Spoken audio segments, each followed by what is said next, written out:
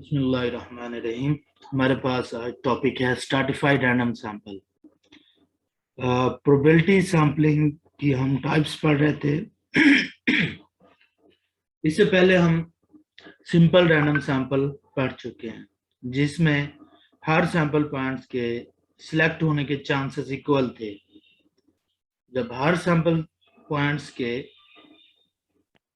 Select होने के chances equal हों, सैंपलिंग यूनिट उसको कहते हैं, उसको हम क्या कहेंगे? सिंपल रैंडम सैंपलिंग कहेंगे। आगे डिफरेंट मेथड्स हमने पढ़े थे सिंपल रैंडम सैंपलिंग के थ्रू सैंपल को कलेक्ट करने के। आज हम पढ़ेंगे स्ट्रैटिफाइड रैंडम सैंपल। स्ट्रैटिफाइड हमारे पास डिफरेंट स्ट्रैटम हम बनाते हैं या उसको हम कहते हैं डिफरेंट स्ट्रैटास बनाते हैं, और फिर हर स्ट्रैटा में से रैंडम सैंपल को सिलेक्ट करते हैं। वो जो स्ट्रैटा होते हैं वो आपस में डिफरेंट होते हैं, लेकिन हर स्ट्रैटा के अंदर जो वैल्यूज होती हैं या जो सैंपलिंग यूनिट्स होते हैं वो एक कैटेगरी के होते हैं। अब जो हमारे पास स्ट्रैटा है, ये होता क्या है? ये एक ग्रुप होता है, होमोजीनियस वैल्यूज का group.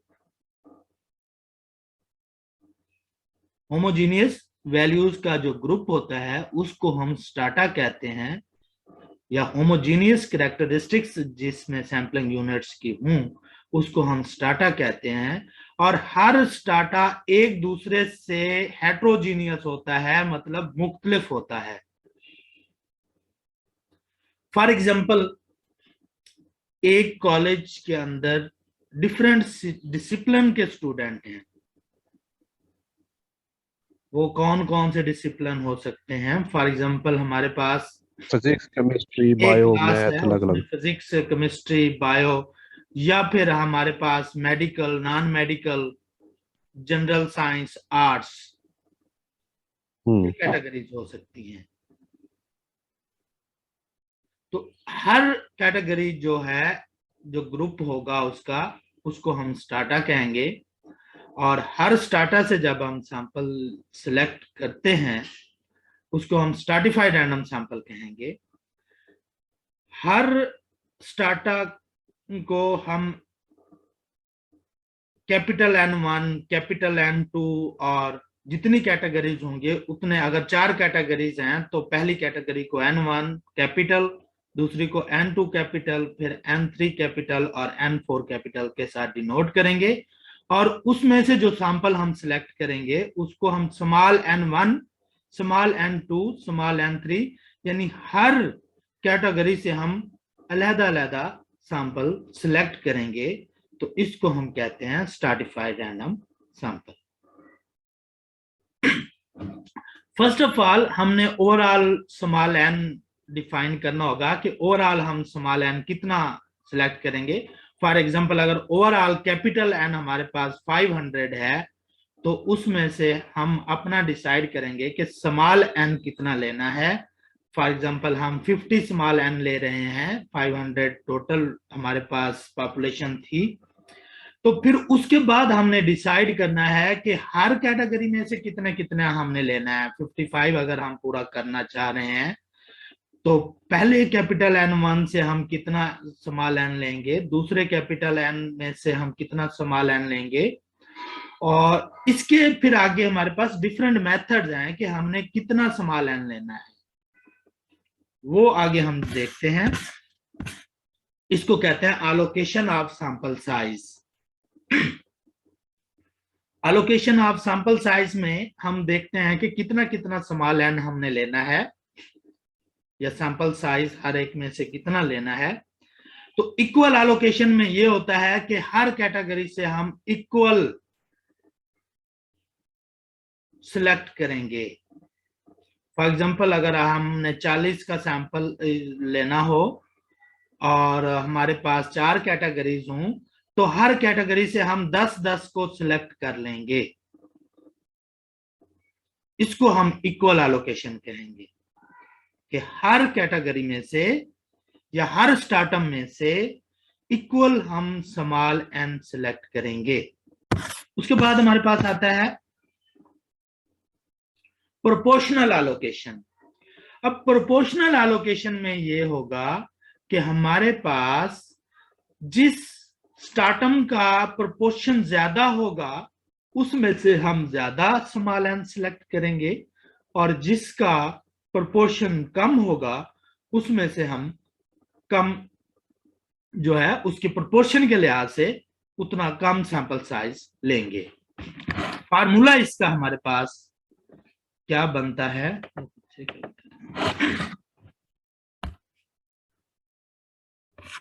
N I is equal to, ये हमारा होगा जितना हमने सैंपल साइज सिलेक्ट करना है, और ये होगा हमारे पास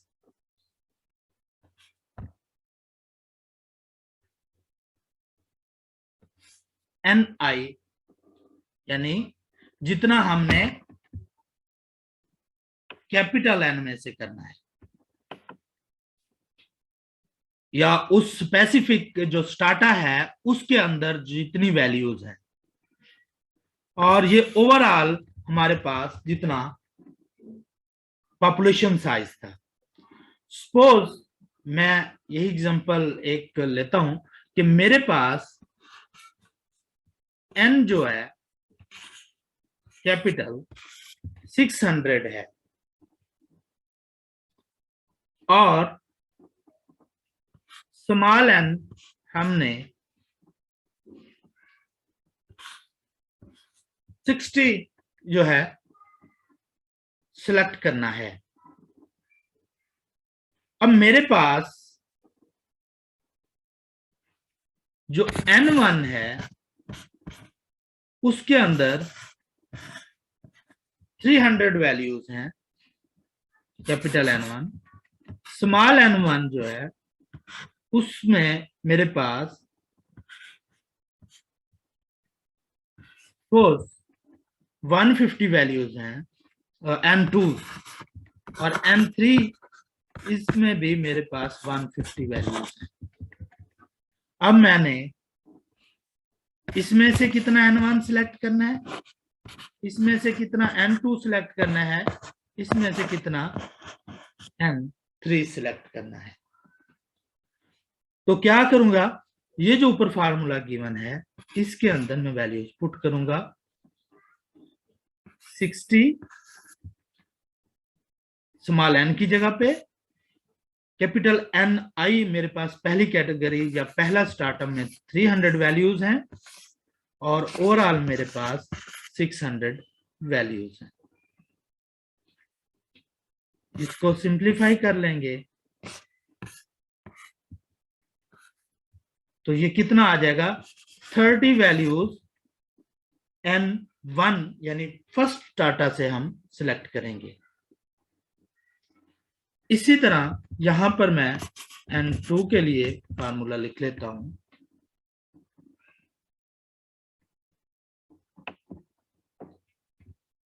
तो N2 में मेरे पास 60 multiply by 300 divided by, sorry N2 मेरे पास कितना है, 150 है, 150।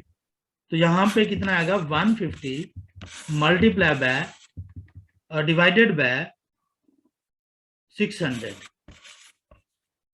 इसको जब सिंप्लीफाई करूंगा तो ये 15 आ जाएगा। इसी तरह N3 में भी 150 है तो ये भी 15 आ जाएगा। तो इस तरह हम डिसाइड कर लेंगे कि जब हम N1 plus N2 plus N3 करेंगे तो ये मस्ट इक्वल टू होना चाहिए हमारे पास N के 60। इसको हम क्या कहेंगे, इक्वल एलोकेशन। उसके बाद हमारे पास आता है optimum allocation. The allocation is called optimum when the total sample size n is allocated among the different strata in such a way that for a given cost of selection the selecting the sample, इसमें cast को consider किया जाता है कि हमारे पास cast given होगी, उस cast के अंदर रहते हुए हमने सैंपल को सिलेक्ट करना होगा। The variance of the estimated mean X bar S T और variance of X bar S T is minimized, के हमारे पास इस तरह हमने सिलेक्ट करना है कि एक्स उसका मीन और उसका जो वेरिएंस है, variance of X bar strata, उसको हम मिनिमाइज कर लें। The stratum sample size N I for this method is a location. N I हमारे पास इज इक्वल टू होगा स्मॉल एन मल्टीप्लाई बाय, इसके अंदर हमने स्टैंडर्ड डेविएशन यानी सिग्मा आई गिवन होगा हमारे पास, और कास्ट की वैल्यू भी गिवन होगी। हर सी आई का मतलब यह है कि हर स्टार्टम के लिए कास्ट हमारे पास गिवन होगी। सिग्मा आई का मतलब यह है कि हर स्टार्टम के लिए हमारे पास उसका वेरिएंस गिवन होगा। तो उनको हम इस फार्मूला के अंदर अप्लाई करते हुए सैंपल साइज हम नोटिस करेंगे कि कितना हमारे पास पहले स्टार्टम में से सैंपल साइज आएगा, दूसरे स्टार्टम में से आएगा एंड सो ऑन। ये आगे उन्होंने इसकी बताया है कि sigma I is the stratum standard deviation, यानी हर स्टार्टम का स्टैंडर्ड डेविएशन है, और C I is the cost of serving 1 unit in the ith stratum, यानी ith स्टार्टम में 1 यूनिट जो हम उसका सर्वे करते हैं उसकी जो कास्ट होगी। तो इन चीजों को हम इस फार्मूला के अंदर यूज करते हुए हम फाइंड कर लेंगे कि कितना सैंपल साइज होना चाहिए, और इसको हम कहते हैं ऑप्टिमम एलोकेशन। एक तो वर्डिंग में आपको इसका जस्ट पता होना चाहिए कि इसमें हम कास्ट को कंसीडर किया जाता है और स्टैंडर्ड डेविएशन को, और दूसरा इसका ये फार्मूला बनता है। इतना आप लोगों को इसका कंसेप्ट जो है ये होना चाहिए, तो फिर इसमें से जो भी एमसीक्यू आएगा आप उसको इजीली हैंडल कर लोगे। बाकी इन सब के नाम भी आपको आने चाहिए कि पहले इक्वल एलोकेशन है, फिर प्रोपोर्शनल एलोकेशन, ऑप्टिमम एलोकेशन। तो एमसीक्यूज में ऐसा भी आ सकता है कि this type probability sampling distribution have following method of sample selection. तो उसमें अगर नीचे ऑप्शन गिवन होंगे तो आपको पता होना चाहिए कि ये वाला मेथड जो है कौन सी डिस्ट्रीब्यूशन का है, या फिर नीचे फार्मूला बता सकता है कि ये फार्मूला किस मेथड का है, तो वो आप लोगों को पता होना चाहिए। उसके बाद है Neyman allocation.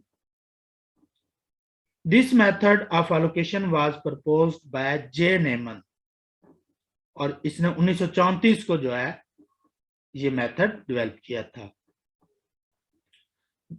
Which sample size n assuming the minimize the variance of the stratified sample mean for a fixed total sample size n।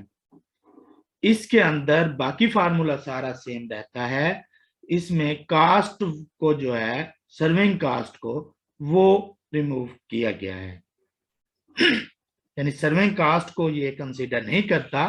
बाकी फार्मूला सारा ऑप्टिमम एलोकेशन वाला है, जस्ट ये वाला हमारे पास जो डिवाइडेड बाय कास्ट आ रही थी उसको इसने खत्म किया है। इसका फार्मूला फिर क्या बनेगा, n into n sigma I summation n I sigma I. ये आगे उसने कुछ एग्जांपल दिए हैं डिफरेंट स्टार्टअप में से इक्वल एलोकेशन के साथ कैसे सिलेक्ट कर रहे हैं और बाकी मेथड्स के साथ कैसे कर रहे हैं।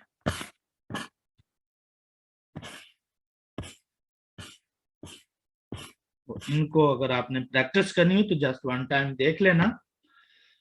नेक्स्ट हमारे पास है सिस्टमैटिक रैंडम सैंपल। सिस्टमैटिक नाम से पता चल रहा है कि इसमें कोई एक सिस्टमैटिक या अरेंजमेंट या इस तरह की चीज होगी। तो हम क्या करेंगे, तमाम सैंपलिंग यूनिट्स को अरेंज कर लेते हैं उनको नंबर्स देकर, यानी हमारे पास जितने भी सैंपलिंग यूनिट थे, फॉर एग्जांपल पिछले एग्जांपल लेते हैं, हमारे पास टोटल 600 सैंपल पॉपुलेशन के यूनिट्स थे, उनको हमने 1 to capital N numbers they लेने हैं, और फिर सपोज हमने सैंपल सिलेक्ट करना है 660 का। अगर n हमारे पास 600 है और स्मॉल n हमारे पास 60 हमने सिलेक्ट करना है, तो हम क्या करते हैं, इन नंबर्स को जो हमारे पास 600 यूनिट्स हैं, इनको 1 2 से लेकर 600 तक नंबर अलॉट कर देते हैं। उसके बाद हम क्या करते हैं, n over small n find कर लेंगे, 600 डिवाइडेड बाय 60, तो ये हमारे पास कितना आ जाएगा, 10। तो पहला हम जो यूनिट सिलेक्ट करेंगे वो हम सिलेक्ट करेंगे 1 से लेकर 10 तक, क्योंकि हमारे पास क्या आया है इसका आंसर 10। इसमें से हम रैंडम यूज करेंगे, रैंडम नंबर्स के थ्रू कर लें, या हम कैलकुलेटर्स के थ्रू कर लें, या कंप्यूटर्स के थ्रू कर लें। रैंडम हम यहां से सिलेक्शन करेंगे। सपोज मैंने रैंडम नंबर लगाया और मेरे पास नंबर आ गया 4, 1 से 10 तक जो नंबर आया 4, पहला इंडिविजुअल हमारे पास 4 सिलेक्ट हो जाएगा। उसके बाद जितना हमारे पास इंटरवल बना था, कितना था हमारे पास इंटरवल, 10 का, तो इसके अंदर हम 10 ऐड करेंगे, तो नेक्स्ट यूनिट हम सिलेक्ट करेंगे 14। फिर हम क्या करेंगे, इसके अंदर हम 10 ऐड करेंगे, तो नेक्स्ट यूनिट हमारे पास 24 बनेगा। फिर उसके अंदर 10 हम ऐड करेंगे, तो नेक्स्ट 34। तो जिनको ये नंबर अलॉट होंगे वो इंडिविजुअल्स हम सिलेक्ट करते जाएंगे, और जब एंड पे लास्ट पे हम जाएंगे तो वो हमारे पास क्या होगा, 594। तो ये यूनिट हमारा लास्ट होगा, और जब हम इनको काउंट करेंगे तो हमारे पास कंप्लीट हो चुके होंगे 60 स्मॉल n। इसको हम सिस्टमैटिक रैंडम सैंपल कहेंगे।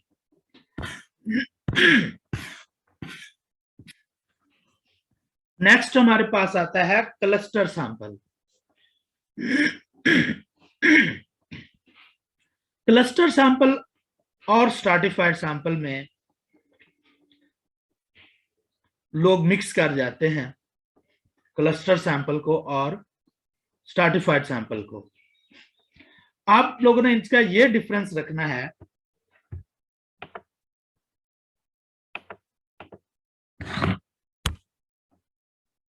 क्लस्टर स्ट्रैटिफाइड में हमने फॉर एग्जांपल ये चीजें बनाई थी, इसको हम स्टार्टा 1, स्टार्टा 2 और स्टार्टा 3 अगर कह रहे थे, और इधर हम बना लेते हैं क्लस्टर्स। ये मेरे पास पहला क्लस्टर, ये दूसरा क्लस्टर, ये फोर्थ तीसरा क्लस्टर है।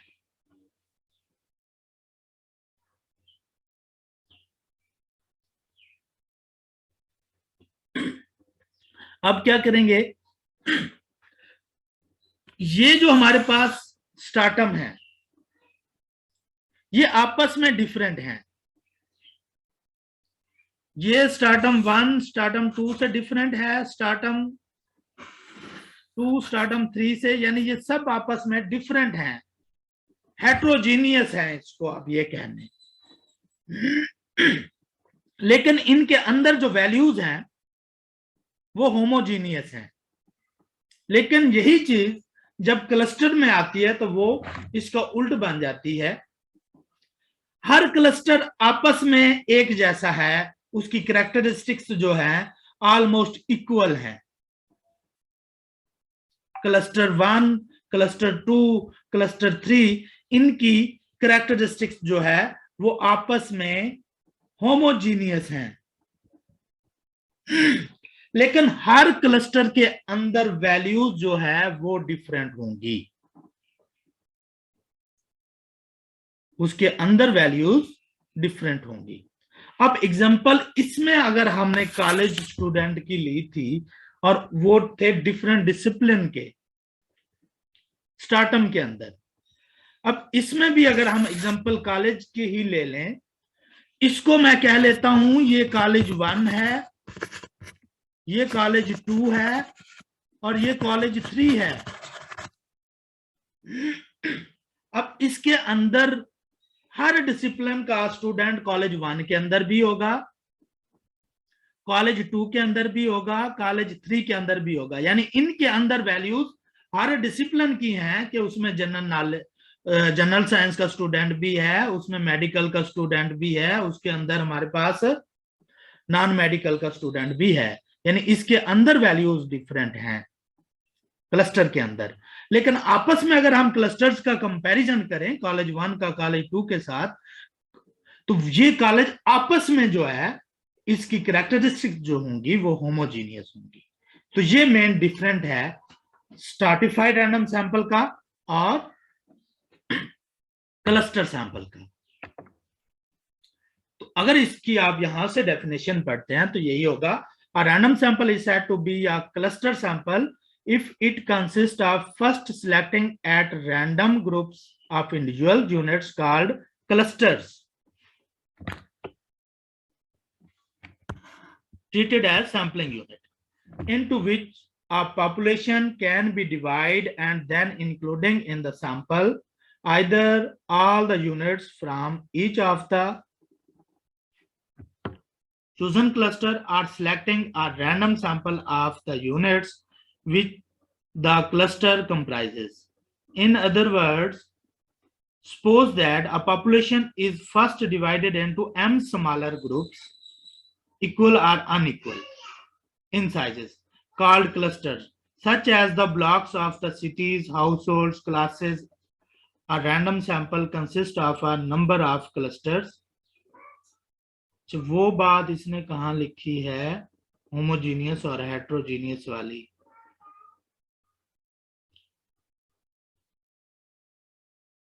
sample. Such a sample is called a cluster sample. Cluster sampling required that the cluster should be as internally, ये चीज उसने लिखी है, cluster sampling required that the cluster should be as internally dissimilar as possible and different cluster should be very similar.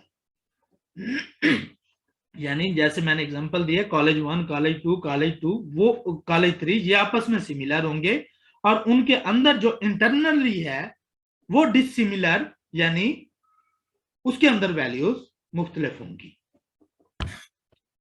आगे हमारे पास आता है the procedure is called one stage cluster sampling when all the units which each of the sampled cluster comprises are included.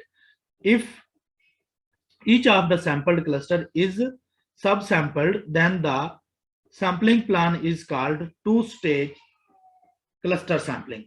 यानी हम पहले ही cluster में से जो क्लस्टर था उसमें से अगर हम सैंपल्स को सिलेक्ट करेंगे हर क्लस्टर में से, तो उसको हम फर्स्ट स्टेज कहेंगे या वन स्टेज कहेंगे। और जब हम एक क्लस्टर के अंदर भी उसका सब सैंपल बना के फिर उसको सिलेक्ट करेंगे तो वो हमारे पास टू स्टेज क्लस्टर सैंपलिंग कहलाएगी। और उसके बाद अगर हम मजीद उसकी स्टेजेस बनाएंगे, उसके अंदर मजीद हम नेक्स्ट इंडिविजुअल्स को लेंगे, वो मल्टी स्टेज सैंपल कहलाएगा। फॉर एग्जांपल इसमें हमारे पास पहली स्टेज पे इसमें एक होता है मल्टी स्टेज और एक होता है multi face.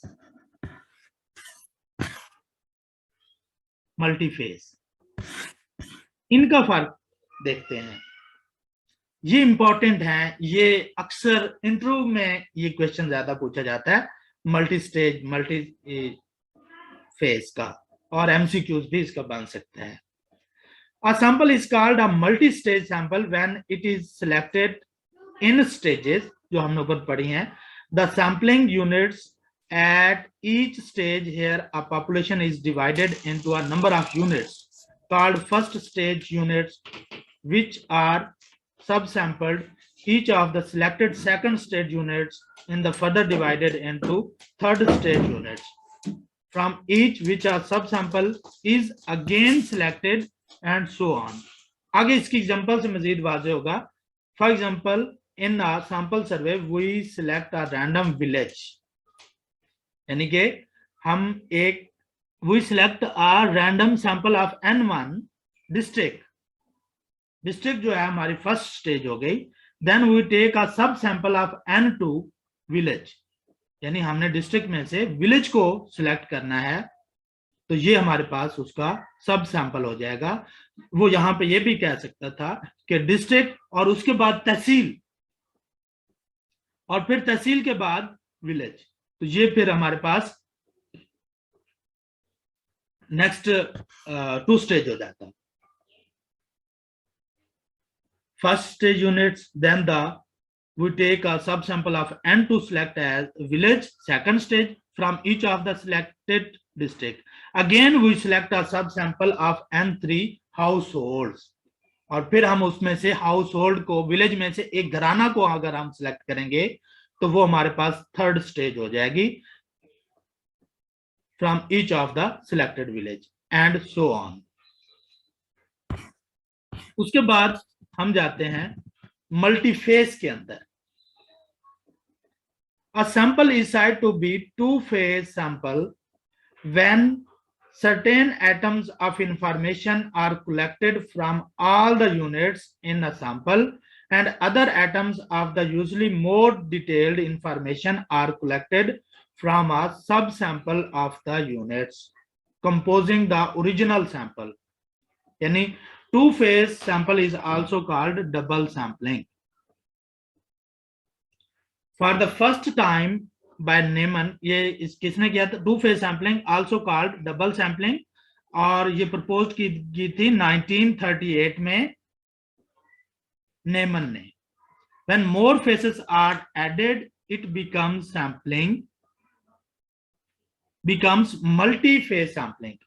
It is important to note that in multi-phase sampling, the same units are used at each phase.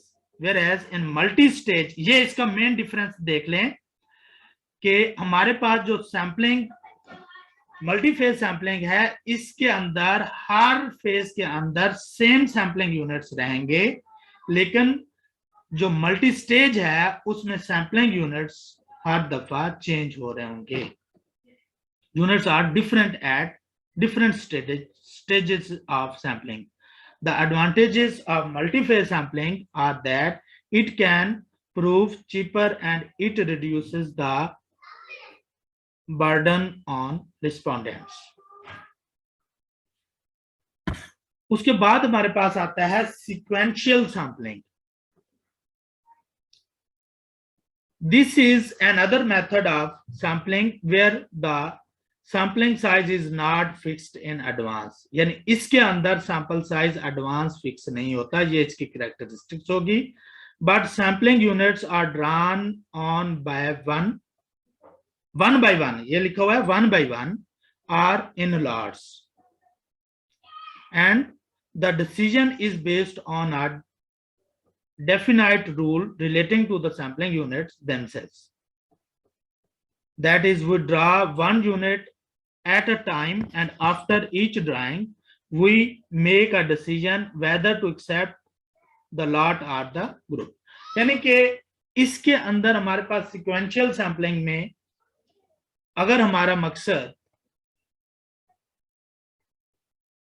हमारे पास एक लॉट होती है चीजों की, फॉर एग्जांपल, उसमें से हमने अच्छी चीजें जो है या गुड चीजें सिर्फ उनको सिलेक्ट करना हो हमारा मकसद हो, यानी एक खास किस्म के ग्रुप को या हमने सिलेक्ट करना हो, तो हम क्या करते हैं, उसमें से 1 by 1 सिलेक्ट करते हैं, उसको चेक करते हैं, अगर हमारे काबिल है, हमारी यूज में वो आएगी, हम उसको अपने सैंपल के अंदर